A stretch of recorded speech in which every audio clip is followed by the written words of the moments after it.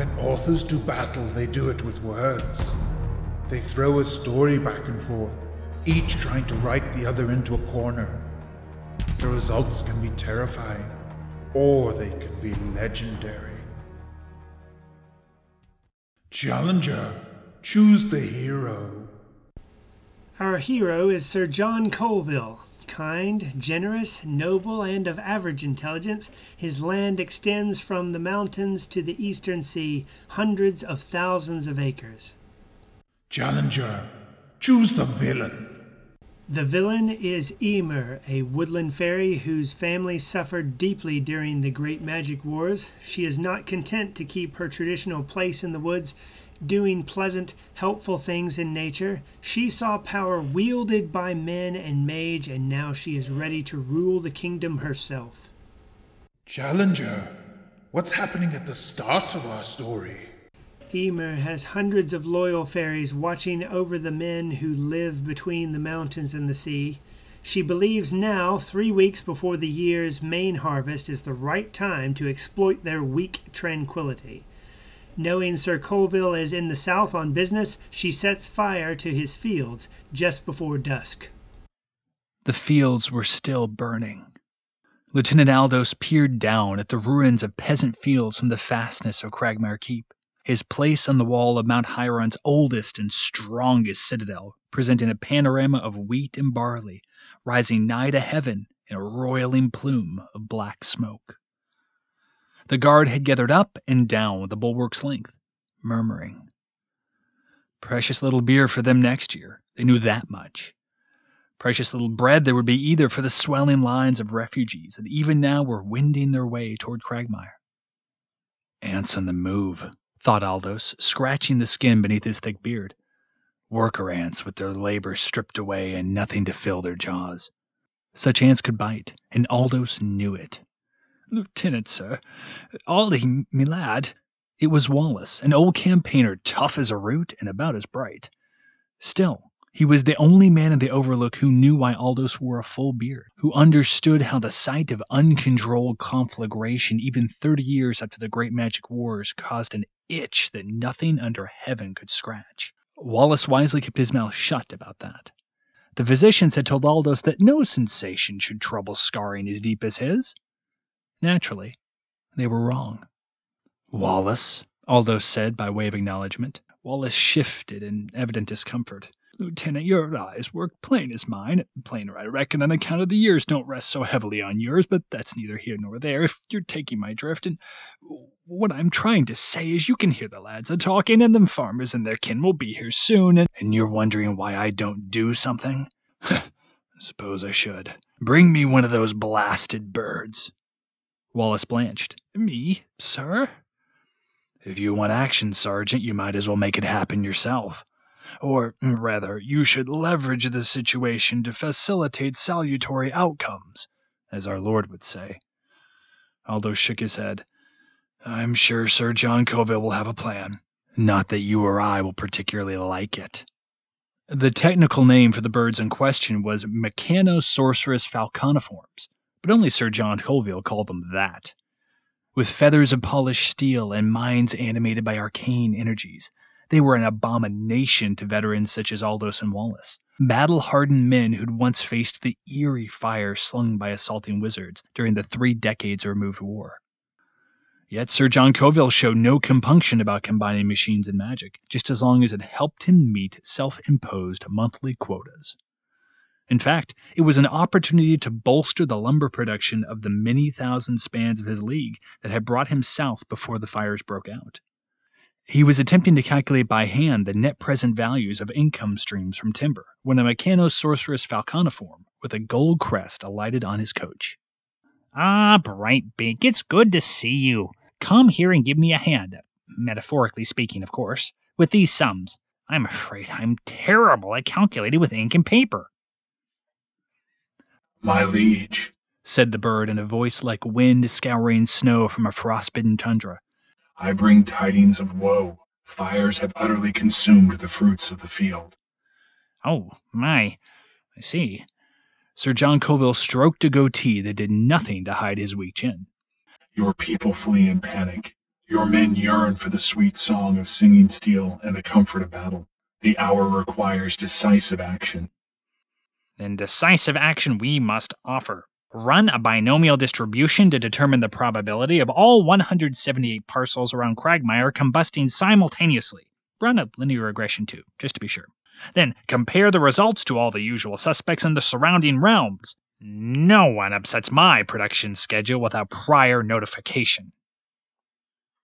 The refugees packed within and without the walls of Cragmire Keep. Many had constructed temporary shelters beneath which to sleep. The bagpiper families were kept at some distance down the high road, making their camps near Loch Lomond, an ugly rock protruding from the side of Mount Huron. That alone helped maintain a measure of peace for everybody, but this wasn't sustainable for long. The next day, new things came. First, bowls of dew-covered strawberries appeared next to every shelter. Next, the bagpipers came down to the keep to say a small stream of sweet water had begun to flow from Loch Lomond, best water they'd ever tasted. The following morning, 3 wagons full of wheat came rolling up to the refugee camp. The horses had no driver, and the carts were almost overflowing with grain. Bruce the Robert, one of Lieutenant Aldous' head guards, inspected the wagon first. Everything looked and smelled completely natural except one thing, a small note on the seat of the first wagon. It read, "We, the Fairy of Emerswood, regret your ill suffering. Please accept these wish gifts to help simplify your conditioning. We desperately love your hearts." Bruce called out to the crowd before him, "It's all from the Woodland Fae. They want to help, I think." Could brush up on the King's English if you ask me. The children, most of whom had been saying the strawberries were from the fairies, were overjoyed. They danced and sang, while their parents unloaded the carts and led the horses back outside the keep. "Aren't we going to keep the horses too?" asked one man. "Nah," said Bruce.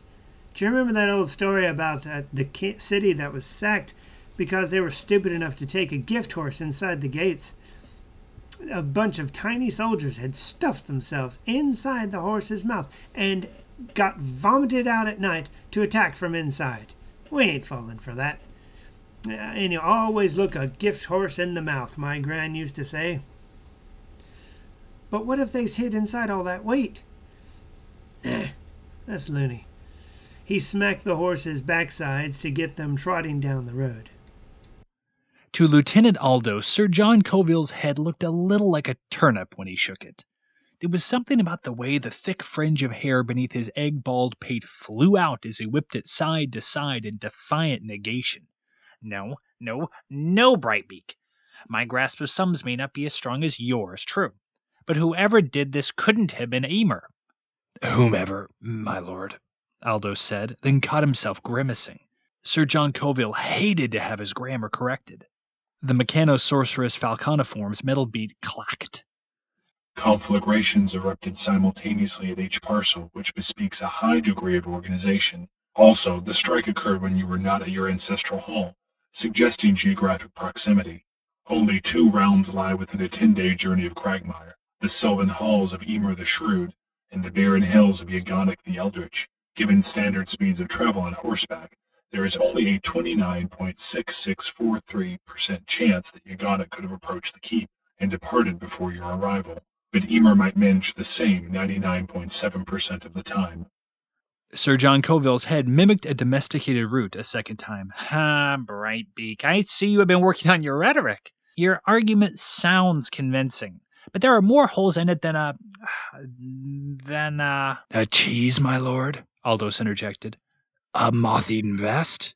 A rusty sieve? A beggar's sock? Sir John Coville's irritated glance made him molar the inside of his cheek. There was something about his lord's demeanor that brought out the pedant in Aldous. Yes, take your pick, Sir John Coville said. And the point is that your assumptions are all wrong, Brightbeak. Yet I am filled with the very breath that birthed the universe.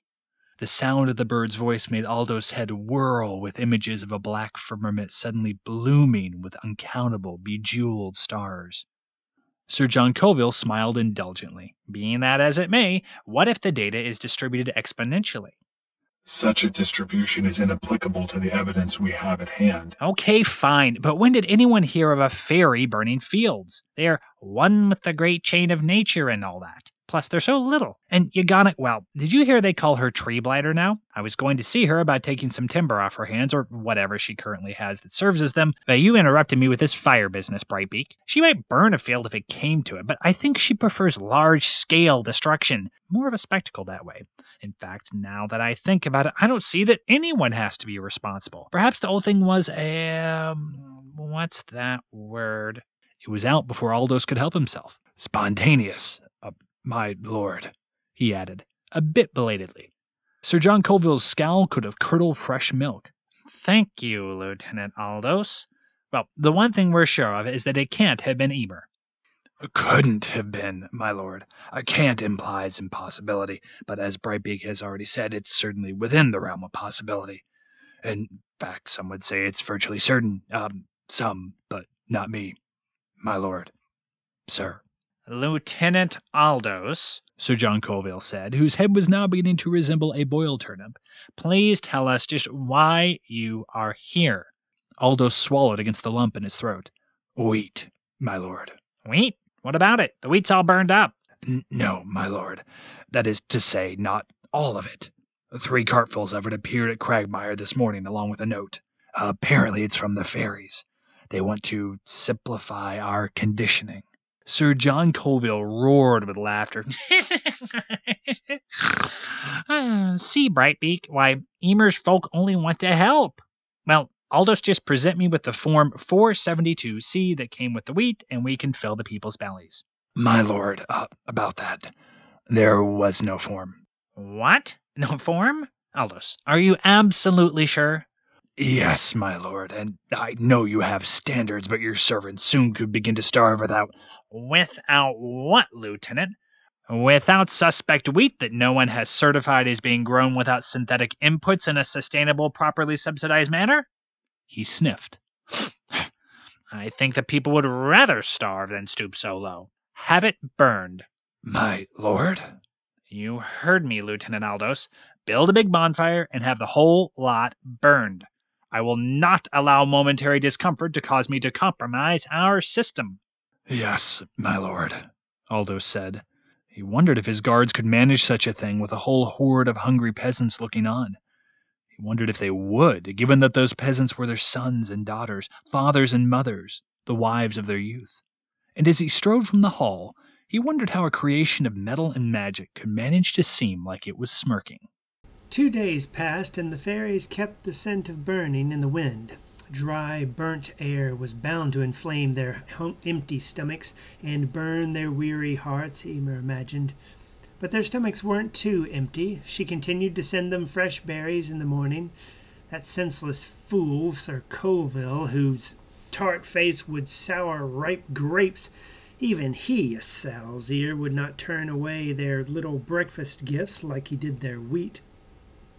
The spies who had stowed away in the wheat had been able to see how the people rejoiced at the gift and praised her name. Had she lost those fairies in the unthinkable fire, who would burn free grain? There would have been consequences, but her folk saw what they wanted to see and flew home in time. Would this light-handed diplomacy win the people's hearts? If she announced her desire to reign over them, to bless them with all her benevolence, to grace them with all her wisdom, would they be so persuaded as to throw Sir Colville under the tower and bow to her? Emer walked lightly over moss-covered stones by the river bank as she considered her options. Perhaps she could put them to sleep with the berries. Maybe she should plant vines that would tear their keep to the ground. Should she march and open war as men do when their lust for power consumes them? Her thoughts broke at the juicy sound of a bullfrog bellowing from a hole downriver. Its brutal echoes made her blink in a flutter. Then she smiled and took to the air. Yes, she would scorn the knave Colville, not like men, but like a fairy queen. The next morning, well before dawn's first light brightened any hill, her folk had enchanted the bagpiper families to rise, heads full of wild and wonderful dreams, take up their pipes and march down the high road to the Cragmire Keep, blowing profusely. The deep, rich drone of dozens of bagpipes buffeted the rocky fortress, blistering ears for young and old. Feet stamped, children wailed, words began trading places. Guards from the wall cried out, "What's all this?" without receiving answers, and of course they took no further action in deference to protocol. What's all this must have its reply before action on what it all is can occur. Emer laughed at the sound she could hear from miles away. If Knave Colville wanted order above all, she laughed, he would not have it. By the second day, Wallace had started in with the similes. "It's like a brace of cats being skinned alive, Aldy, me boy. It's like the bellowing my mother-in-law, rest her poor soul, would let out when plucking them hairs that grew on her upper lip. It's like trying to mash a bowl of fairy warriors to serve as your dinner-time taters." "Yes," Aldous muttered, stroking his beard as he watched the bagpiper family turn another lap before the keep, puffing the whole while on their namesake instruments. "It's all so beautiful. How can we not have music?" Wallace screwed up his face.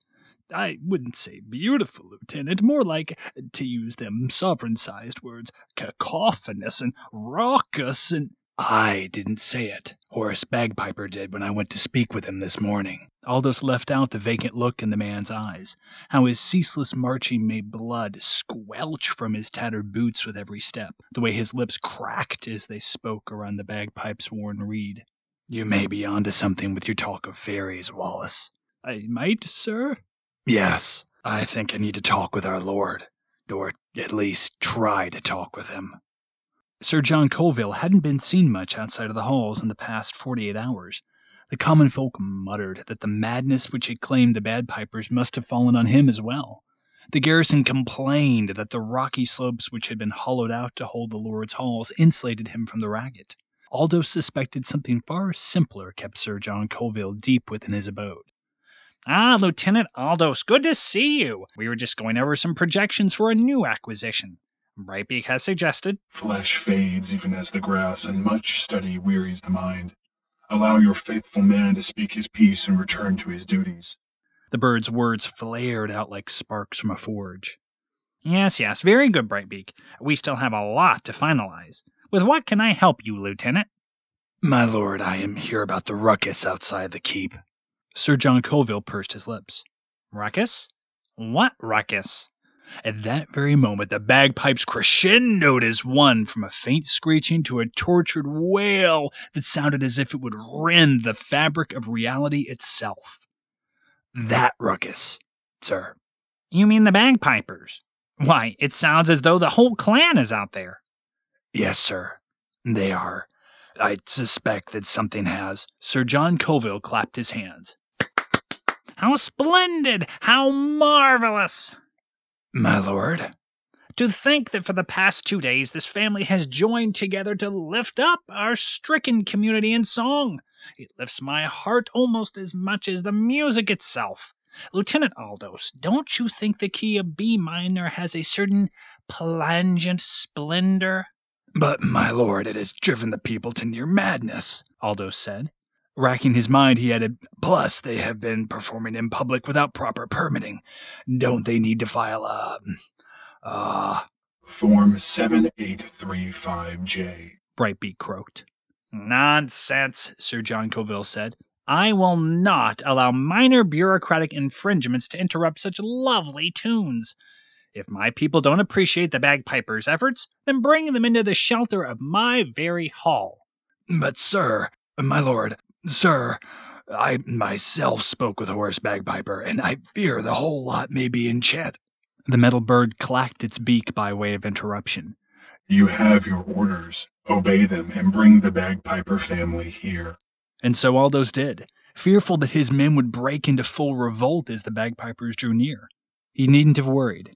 They had barely reached Sir John Colville's hall when they all as one fell dead from exhaustion. When the moon rose that night, the people sheltering in the keep thought they heard the bagpipers playing on the wind. One woman said it sounded like an echo, but another said it sounded far off and was closing in on them. "Are they ghost pipers bringing the final judgment down on our heads?" they asked. "Have we disturbed the spirits of the dead by sheltering here?" Had it been possible to disturb evil or at least annoying spirits, Emer would have gladly directed them toward Colville's congregation, but no matter what she tried, nothing had provoked them from their eternal slumber. She could promise them nothing, and her efforts to antagonize them proved fruitless. They remained dead to the world. So she directed some of her people to imitate bagpiping to give the illusion of a haunting following the unfortunate deaths of Colville's bagpipers. But the people would not turn to her over these irritations, and they would not even think of turning to her until she offered to lead them. So she devised another plan. In the wee hours before dawn, her most beautiful Cyrene found her way through the windows and vents of the keep to the place where Sir Colville slept, and in her most beguiling voice she called to him, "John, John, come out, come with me." She whispered like a song into the bureaucrat's room, singing of love and inspection forms, water purity and prevailing interest, following her into the mountain to sit with her at the spring side at this very moment would give him a wonderful return on a minimal investment. "It's a win-win, John," she gushed. "A turnkey solution that will synergize your people for a brighter tomorrow." At the same time, other fairies had snuck into shelters and family quarters to whisper to the children, who were always most receptive to fairy words. They seeded their dreams with visions of the fairy queen's smiles and generosity. They pulled their most comfortable feelings around the thought of living with fairies without the need for schoolwork or eating vegetables before dessert. Nothing would ever harm them again, not ghosts, not fires or hunger, if the fairy queen took them under her wing. Hundreds of the little folk whispered in this way throughout the camp, and no one noticed the dreary-eyed man in his embroidered nightshirt walking out of the keep toward the high road while mumbling about the proactivity of actualizing core competencies. Gone? Gone. Gone? Gone. The news spread like a rash. The world had woken to the wailing of bereft parents who discovered only empty cribs and barren beds with the rising of the sun. Lieutenant Aldous had never married, so the missing children troubled him in only an abstract way. But the disappearance of Sir John Colville had brought a fear as concrete as the cliffs upon which Cragmire Keep crouched. "Be on the lookout for any sign of foul play," Aldous said as he strode into the halls with Wallace at his heels. He'd insisted on bringing the old campaigner with him. The man might not be much sharper than a baby's tooth, but you could count on him to keep his tongue. Also, he was one of the few in the garrison not crippled by grief, having outlived wife and whelps alike. "Into what days have we fallen when we count a childless widower blessed?" he thought, then added aloud, "It could be something small, like a bloodied corner of the bedclothes, or feathers from a torn pillow. Or the slight splintering of a headboard consistent with a mass of 11.3398 kilos falling upon it from a height of 2.1336 meters. A metallic rush, and something hard and cold struck Aldo's shoulder, then fastened to it. Wallace lunged away, then pulled up when he saw what it was. "By the sun and moon and all the sweet stars in the sky," he breathed. It was Brightbeak. Aldous had felt his own breath catch in his chest at the Mechano-Sorceress Falconiform's abrupt arrival, a fear that flowered into irritation. He tried to shake the unnatural thing off him, but it had fastened its claws into his chainmail. Well, if it wouldn't leave, he'd find out what it knew. An impact? Do you suspect Sir John Colville as, that is to say, do you believe an interloper might have?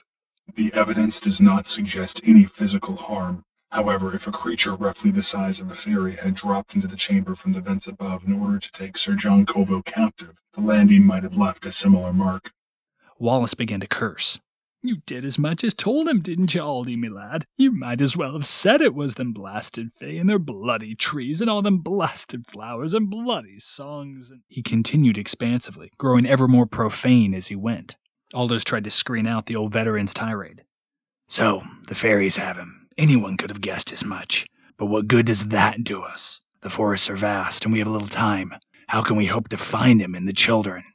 He did not add that the consequences of recovering Sir John Colville without the subsequent restoration of the missing youth might prove the worst possible outcome. Brightbeak clacked its beak.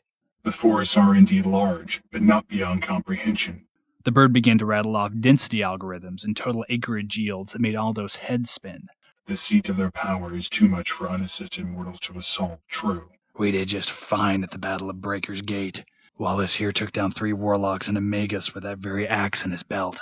The old campaigner interrupted his invective long enough to grin triumphantly. Brightbeak's head had been crafted from molded titanium and studded with gold, rigid except for its clapping maw. Still, Aldous could have sworn it sneered. A keen weapon indeed, but it will not profit unless it can cleave each and every trunk. The Fae do not draw their power from abstract arcana as the wizards did of old. The shadow of branch and bough grants them their might. While the forest stands, they can still resist. So we've returned to where we started. The fairies have the children, and Sir John Colville in the woods, and there's no hope of finding them. I do not believe that is the case. The children? They most certainly have the children, but I only suggested that they took Sir John Colville. A fairy cannot bear a man, so the only option is bewitchment. Sir John Colville must needs to have reached the outskirts of the woods under his own power, and I am certain he has not. Aldous boggled at the bird. But the woods are only 5 miles away. He's been gone, 13 hours? And you're saying he couldn't walk that far by himself? He mandated the Strong Body, Strong Mind Health Challenge for every able-bodied subject just last year. His word is law, but who can compel him to keep it? With a lurch, Brightbeak sprang from the lieutenant's shoulder. Ride north and find him. I will see to the salvation of your younglings. So Aldous and Wallace rode north, and true to Brightbeak's word, found Sir John Colville within 50 yards of the forest canopy. His face was red as a ripe apple, his body dewed with sweat, and he muttered to himself nonsense such as, "This new paradigm will open the door to a brighter tomorrow," and "It's the perfect productivity metric," and "What the people need to prosper is a firm hand at the wheel of the ship of state." The 2 men brought him back to the keep. Try as they might, though, they couldn't find a way to break him out of his stupor. Once the children have eaten their fill, we will return them to their homes, the Fairy Queen instructed. We shall make a grand and yet humble procession to show the parents we have not harmed the children nor wish to harm them. Will they not suspect we took the children last night? Her maiden Fionnuala asked. They may suspect it, Emer replied, but I will tell them it was an evil witch who enchanted both the children and Knave Colville, and we will free them both. Perhaps then they will submit to your blessed leadership, and if they do not, we may have to force them. Once they gathered the children for the walk back to the keep, the winds of an approaching storm were stirring. Dark clouds loomed over the western horizon, threatening to rain on them before they could make the trip back.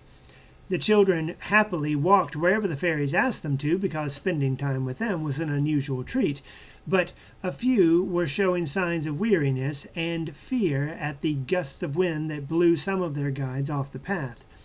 Emer, walking near the front with her eyes skyward, began to sing walking songs to help them keep a good pace. Though the children did not know the words, they could repeat the syllables of each chorus well enough to enjoy it. They had 2 miles left to go, and the wind was not dissipating. Fionnuala fluttered up to her. Shall I direct a team to the west to distill the wind or the storm entirely? No, she said. That storm may be our aid. Look ahead there at something circling. Fionnuala looked to the sky. Is that a bird of prey? Why don't I recognize it? It's not in the hatchling of any of nature's fowl. It is a falcon formed by smith and mage, if I see it clearly, and if I can see it, it has already seen us. There were dozens of them made for the magic wars years ago. At least one, we see, has survived. We could not speak to them or control them like flesh and blood beasts. We may not be able to resist this one at all, not directly. I shudder to think there could be more of them. If that knave has delivered his soul to these devils, he is far greater a fool than I had imagined. And yet you think he is already a great fool. Then he would be the ugliest jackanape. A frail buffoon, perhaps. A witless, hair-brained, insipid idiot. A tedious imbecile, and a coward if he has turned to the strength and counsel of this malicious machine. But we will carry on with our plan. If all goes wrong, I may send the banshees to kill them all. Within a mile of the keep, adults saw their procession and ran to meet them. Catching every ray of sunshine she could through the thickening clouds, Emer gently and repeatedly explained how they rescued the children from an evil witch, fed them, and were now returning them home. Many parents thanked them profusely. Others guarded their gratitude and looked worried that the fairies continued to follow them back to the keep.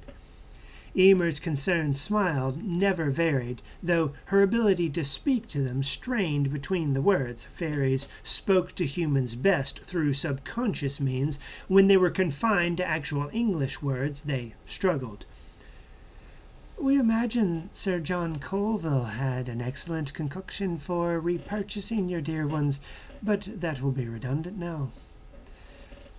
We don't know what Sir John has in mind, the one mother said.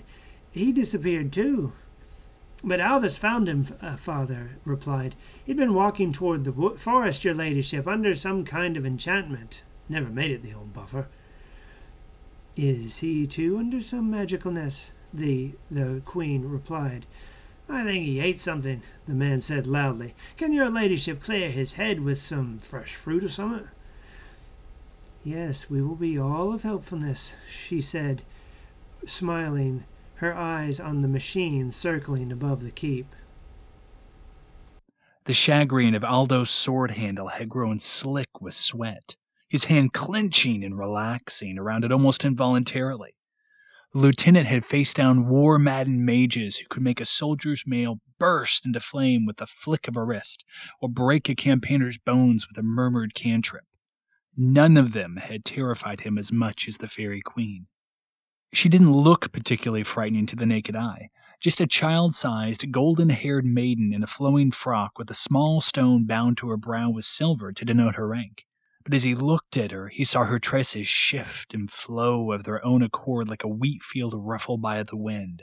The stone in her crown pulsed with a steady, opalescent light, and though he'd beholden her eyes as much as comfort would allow, he could not say what color they were. Still, it was some small relief that Emer, the Fairy Queen, kept glancing up to the sky where Brightbeak gyred, obviously nonplussed by the bird, who'd returned from its strange errand merely a quarter hour ago despite the inclement weather. That was something. Now if only Aldous could figure out what to do. Emer returned her gaze to the peasantry gathered around her, a gathering that even the most charitable would have called ragged and dirty. Indeed, we folk the fair desire only helpfulness on the heads of all, she said. Her words were odd, but her voice rode a lilting cadence. One of her handmaidens pressed something into her grasp. Emer lifted it high, proclaiming, Start we shall with the healing of your ruler, Sir John Colville. It was a pomegranate. Once Aldous had tasted such a fruit, a specimen that had worked its way to him from far down south, desiccated and woody from being borne by trade caravans for months. This pomegranate was something else entirely. Swollen and ripe, the red of its skin made him think of raging war fires and the hue of a bride's lips, desire and death bound together inextricably.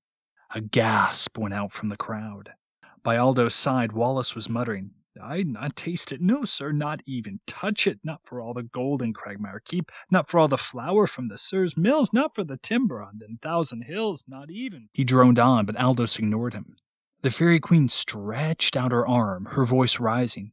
This looks like sweetness to you, yes? But only after Sir John Colville tastes can you sup at mine table, and more sweetness, true sweetness, your portion will be. Aldous' mind whirled. A half-dozen steps, a moment to loose his sword, another to slash it down. He had enough time to make the Fey woman pay with her hand. Beyond that was anyone's guess. A blow, heavy as a cannonball, and Aldous staggered, went to one knee. Someone in the crowd shrieked, and confused babbling replaced their muted awe. Compose yourself, Brightbeak said, its words like a bitter wind whipping the last leaves from autumn trees. Doom is nigh, and soon it will all draw to a close. Aldous swore. The everlasting word take you, you metal monstrosity, if you have so much as lifted a pinion against. A flash of pain brought him up short as Brightbeak slashed his face from cheek to chin, slicing the skin beneath his beard with a flick of its head. Silence, fool. Stupidity is the human's curse. I could no more harm Sir John Colville than assemble myself from scrap. Wipe the amazement from your face, staunch your wound, and speak what I put into your mouth. The bird began to whisper in his ear. You're mad, Aldous sputtered upon hearing the plan. It'll buy only a moment's time. Sir John Colville will perish all the same. The people will be enslaved, and I will. The Fairy Queen called from across the clearing. Why the hesitating man of your lord's right hand? Be swift to bringing me for his healing. Are you so late in learning trust? Brightbeak said. Aldous took a shaky breath and turned to Emer. Let us go together, fair friend. Side by side we shall bring healing to the keep. Emer stared at him for what seemed an eternity. Then a smile creased her lips, and she nodded. Aldous clasped Wallace's shoulder with a goodbye, old friend, and fell into step with the Fae. When they had walked a mere dozen paces from the crowd, he said to her, Please, your highness, might I see this blessed fruit? A smell of honeysuckle, or was it carrion, filled the air as Emer held out the pomegranate. Beautifulness, is it not? With one bite the pains of your realm will soon be vanishing. That was the moment Aldous chose to snatch the fruit from her, twist it apart, and spill the ruby seeds into his mouth. There was a moment of dizzying ecstasy, pure, shivering, sensual pleasure, and then a spreading cold deep in his marrow, and the Fairy Queen was shouting, Treason! Even as Brightbeak screeched, Behold the work of Yagonic tree blighter, ye Fae. Then the Queen's host began toppling like felled saplings, and a great dizziness seized Aldous, and he sank to the ground, hands going out to steady himself, hands that were little more than skin-sheathed bones, carpals and metacarpals plainly visible as if viewed through gray, translucent parchment, and he opened his mouth to scream, but a black veil fell over the world.